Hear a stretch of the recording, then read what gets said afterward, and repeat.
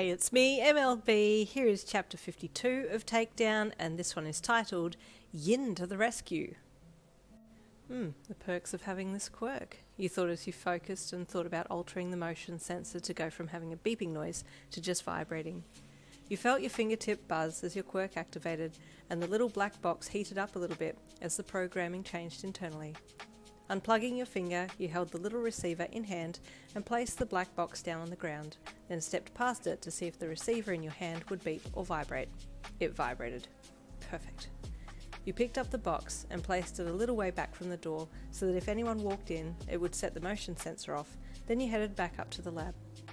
Quickly wiring the vibrating node to the side of the headset, you set the computer programming to send you an alert in-game when the receiver vibrated, then place the nerve gear headset on and lay down on the examination bed. This will give me at least 4 minutes to log out and then get the nerve gear headset off.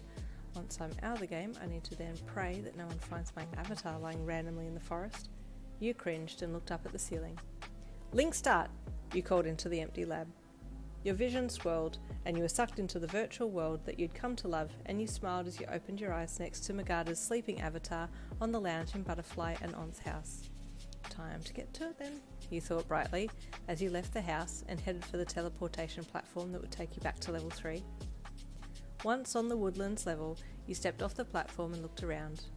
The area in front of you was quite open, but the tree line in the distance filled it in quickly, going from fairly spaced out trees to quite thick underbrush in a matter of metres. Taking a moment to enjoy the feeling of the soft, gentle breeze on your face, you then headed straight for the trees, keen to try out one of your new moves on the field monsters on that level. As you walked into the tree line, you saw a small track to your right and decided to follow it to see where it went. Walking lightly along it as it meandered between large silver birch and hazel trees that created a light covering from the bright sun overhead. This is quite a pretty level, you thought, as you held your hand out and watched the dappled sunlight flicker over your skin, shimmering up the back of your hand and up your arm. The trees rustled overhead with the small huffs of wind, and you looked up then ahead of you, just in time to see a weasel jump up on a fallen tree nearby, its red monster cursor beckoning you to come closer. A level 3 weasel shouldn't be too hard to take on, but I still need to be wary. You turned and walked purposefully towards the creature that had now shifted its weight to its back legs and was sitting tall, watching you with its teeth bared a little. Walking into its attack range, you waited until the red engage sign flashed up, then you called for move to activate, easily executing the move and giving the weasel a good whack across its back before stepping back to collect yourself. Your attack did a decent amount of damage to the small creature, and you quickly called for your new move, Deadly Serenade, as you stomped your foot down on the hard earth. In your vision, you saw the shockwaves vibrate out from your foot, enveloping the weasel, but the creature couldn't see your attack, and before it had a chance to counter, its health bar dropped to 0, and it burst into crystals and floated away into the sky. Ooh, I like this new move. You opened your settings and clicked on the name change icon, then typed in your chosen name for the skill. I think I'll go with just Ha, as I can slip that into any conversation and make it sound like I'm either agreeing with them or defying them when I activate my attack. Content with that, you stepped back and headed on down the track to see if you could take on any other larger creatures on that level. It wasn't long till you came to a stream, and the swirling, clear waters hypnotised you for a minute, forcing you to just stand there and admire it, while you let the soft bubble of the stream's current clear your mind.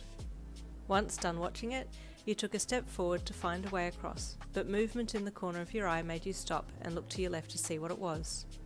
2 beavers were busily building a dam, and they were doing a really good job of it too, with a decent pile of sticks built up to block the flow of water. Should I go and see if they want to challenge me? You wondered. Then you looked upstream a little further and saw that they had 2 little kits, baby beavers, with them, playing in a more shallow part of the banked upstream. Oh, babies. I'll leave them, they look happy. Smiling softly to yourself, you went to continue on across the stream, but a shadow on the far side of the river caught your attention, and you stopped again. Stalking through the dense underbush was a black fox, its ears laying flat against its head as it moved closer towards the beaver family. Its yellow eyes were unwaveringly focused on the 2 kits, and your heart sank with dread. No, not the babies. Hey! You shouted loudly, hoping to curb the intentions of the black fox with your voice, but none of the animals took any notice of you. The fox continued to creep closer to the babies, so you started walking, then jogging, upstream towards the unsuspecting furry bundles, in the hopes that you could somehow get between them and their foe before anything bad happened. As you got closer, the fox suddenly sprang out from its hiding place and jumped to a rock that was jutting out in the centre of the stream. Then it threw itself across to your side of the river and turned for the kits. "Stop!" you screamed at it, getting close enough to be within striking range as you called for your whips. "Move!" As you ran, your whips materialised in your palms and you grabbed the handles, then followed the motion through, striking the fox across its lower back and tail. The sleek canine spun immediately to face you, and as your attack completed, it sunk its teeth into your left ankle, making you scream with pain as it knocked you off balance and sent you tumbling to the ground. Oh, come on, Yin, you can do it! Stay tuned for Chapter 53, coming tomorrow.